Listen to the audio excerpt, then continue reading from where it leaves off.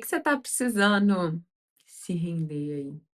Essa é a perguntinha da carta Let It Rain, deste oráculo das águas curadoras, né.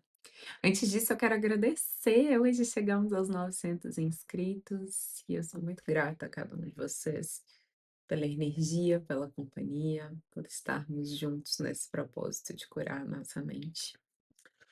E eu abri esse livrinho, eu nem tirei da carta mesmo não, senti de abrir o livretinho ao acaso, porque todas têm uma pergunta. E a dessa carta, que é "Deixe chover", o que você está sendo chamado a se render? Eh, e na descrição da carta, ele compara, né, porque a carta é "Deixe chover", ele compara a chuva com o nosso choro também, com essa emoção represada, e que uma hora ela tem que sair. E aí na metáfora dele ele diz: "Às vezes a gente prefere os dias mais bonitos", Fausta pessoalmente prefere dias de céu azul. Mas há sabedoria na chuva, há alívio quando a chuva chega ao solo, assim como há alívio quando a gente chora e deixa sair toda essa emoção que está represada aí. Eh, e também nesse oráculo ele tem nas cartinhas, né, ele tem a carta, a imagem, o nome, que nesse caso "Deixe chover", e ele tem algumas palavrinhas embaixo. E aqui tá: permitir o que é, inevitabilidade e confiança. E por que que eu sinto que é muito útil pra gente esse lugar de deixar as coisas serem e também nos permitirmos sentir tudo aquilo que tá ali por trás e que a gente tá fingindo que não é com a gente.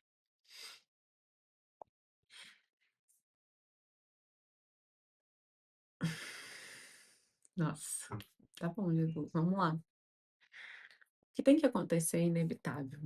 Por mais que a gente lute, por mais que a gente tenha uma ilusão de livre-arbítrio, por mais que a gente tente controlar, o que vai acontecer, vai acontecer. E aí isso exige confiança. Confiança de que tudo está servindo o tempo inteiro ao nosso despertar. E que aí, se eu sei que Deus é bom, é impossível que esteja acontecendo alguma coisa ruim. Fausto, mas olha, você não conhece minha vida, tá o caos aqui, ó, aconteceu isso e aquilo. Então, é nosso julgamento sobre, né, não é só a vida, é a percepção do ego sobre todas as coisas. A gente criou conceitos, caixinhas como a caixinha do oráculo aqui, ó. A gente coloca a caixinha do bom, tem a caixinha do ruim. E aí a gente fica classificando as coisas que acontecem nessas caixinhas. E as coisas só são, elas são neutras. E a gente precisa se render ao que é, porque resistir é muito pesado.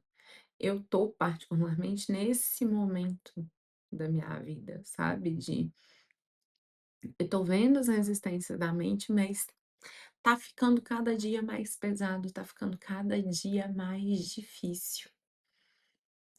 E ele veio com esse convite, né, deixe chover, se renda. E e na historinha de Fausto aqui é essa rendição, dessa confiança 100% na providência divina, e que tudo é perfeito, e de deixar ele me guiar. E todas as vezes que eu fiz isso, eu experimentei perfeição. O problema é que a Fausta tem um monte de crença. Um monte de crença. Você tá louca? Você vai deixar Deus? guiar a sua vida o tempo inteiro? Como assim? Você não é uma adulta funcional se você fizer isso. Cadê sua carteira de trabalho? Cadê cadê marido e filhos? Cadê o salário no final do mês? Você vai se guiar pela providência divina? Tá louca? Seus pais te criaram para trabalhar, minha filha, e trabalhar muito. Como assim?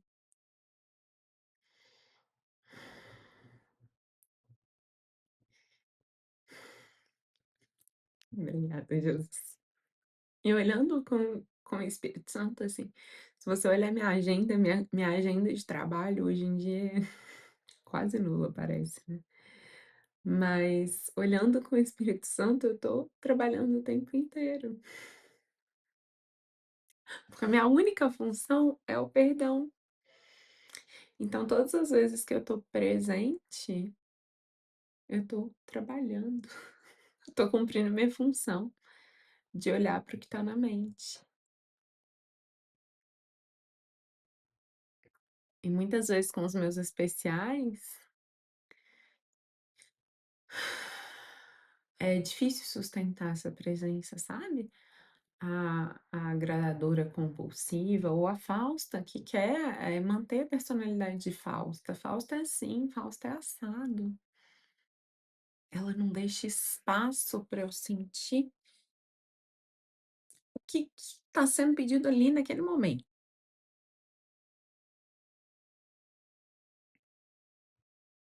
que não é sobre mim, é sobre o todo,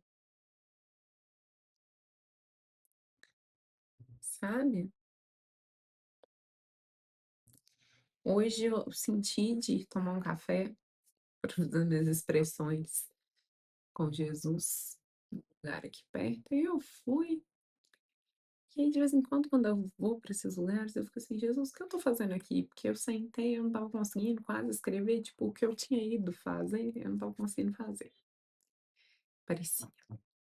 E aí, daqui a pouco eu fui olhando, tinha uma mãe com um filho, eu falei: "Ah, essas ideias aqui que eu tenho que perdoar", eu comecei a escrever. Aí daqui a pouco chegou um casal, não sei o que que eles estavam falando não, não sei que língua que era aquela não, mas aí o rapaz queria saber alguma coisa da vitrine, a moça estava lá meio perdida no inglês, aí eu fui lá, ajudei a tradução, a outra moça queria, a mulher dele queria colocar o celular para carregar, e aí eu vi, ah, tá, era para essa cena, precisava ser útil aqui. E aí depois que eu fiz essa minha expressão, me veio uma sessão de um curso em milagres para ler. Tá lá no capítulo 22, eu acho que é a sessão 5 ou é a 2, não sei, se você sentir aí você lê. As 2, acho que é a 2, mas não tenho certeza. E aí, Jesus fala que o oposto da ilusão não é a desilusão, mas é a verdade. E aí ele continua dizendo que aí tanto a ilusão quanto a desilusão, elas são, miseráveis do mesmo jeito, né. Eu acho que foi uma tradução meio blá, porque eu chuto que no inglês original deveria ser miserable, que não é miserável, é assim, é um triste, bem triste. Eu também não sei como é que traduz em português, então acho que por isso que eles deixaram miserável. Eu já comecei a viajar aqui, gente, mas enfim. E aí ele diz que não há sentido a gente ficar escolhendo ilusão diferente, ilusão que parece melhor, porque ainda é ilusão e ainda é o oposto da verdade. E completa, assim, numa frase matadora, dizendo que qualquer felicidade que acabe não é felicidade, mas é medo disfarçado de felicidade. Essa pegou no coração, né, gente? Medo disfarçado de felicidade, porque a alegria de Deus é eterna. E a alegria está disponível pra gente aqui e agora. E a gente não acessa porque a gente não se rende, porque a gente quer controlar. E e porque a gente quer escolher ilusões melhores, a gente quer uma personalidade melhor, uma vida melhor, uma família melhor, um celular melhor, um sei lá o que melhor que você quer, mas outra coisa que o curso Milagres diz, e aí esse eu não tenho a menor ideia de onde se encontra, é que tudo aquilo que você quer mais é um ídolo para você. E eu parafraseio, né, tudo aquilo que você quer melhor é um ídolo.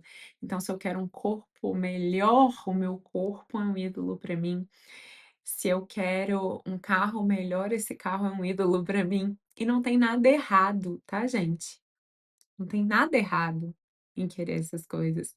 Mas a gente pode usar tudo isso para o nosso processo de perdão, para olhar aquilo que está na nossa mente, para olhar o medo de Deus que está por trás desses desejos.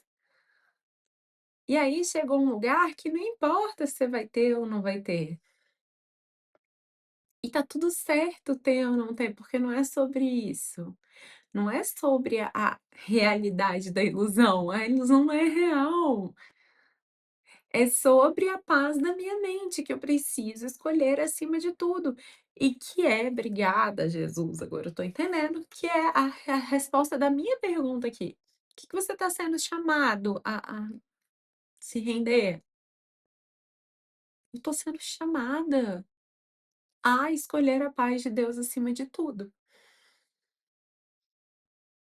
Ah, como bem diz a Paulinha num podcast do Só Amor, se eu achar, eu deixo o link para vocês, eu não lembro que episódio é esse, mas quando ela fala de escolha, e ela traz o exemplo que ela estava vivendo, que é ser mãe ou não ser mãe, porque o ego dá alternativa, né, esse ou aquele emprego, esse ou aquele marido, ser ou não ser mãe, comprar ou não um carro, qualquer que seja, ele te dá 2 alternativas sempre, ele te dá alternativas.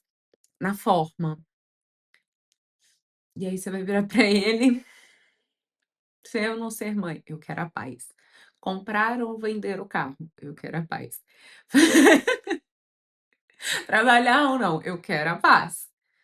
Eu quero a paz, eu quero a paz". E aí a gente vai finalizar com um lembrete do amor sensacional que me veio à mente agora, que é: "Escolha a paz, então faças o que tens que fazer".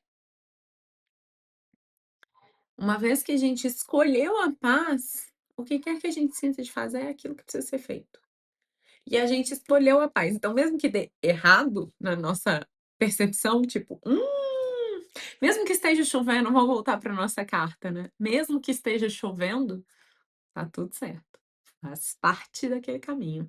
A chuva é necessária, mesmo que eu não goste muito dela. Então, vamos muito juntos, escolhendo a paz e depois fazendo o que a gente tiver que fazer. Um beijo grande e até a próxima.